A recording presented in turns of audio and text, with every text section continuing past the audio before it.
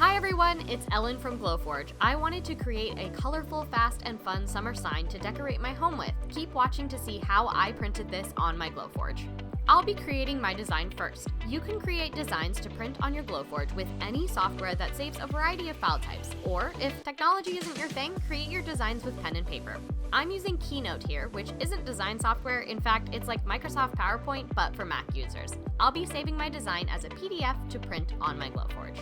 Let's get my first piece of material in. I'm going to be using proof-grade medium walnut plywood.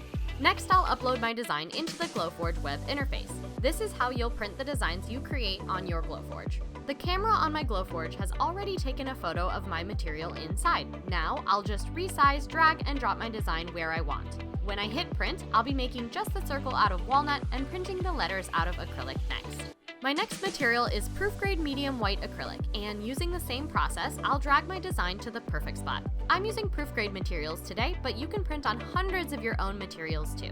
I'm going to print each letter out of a different color of proof-grade acrylic. Proof-grade materials are specially formulated for your Glowforge and come with a protective masking that you'll peel off at the end for the perfect print.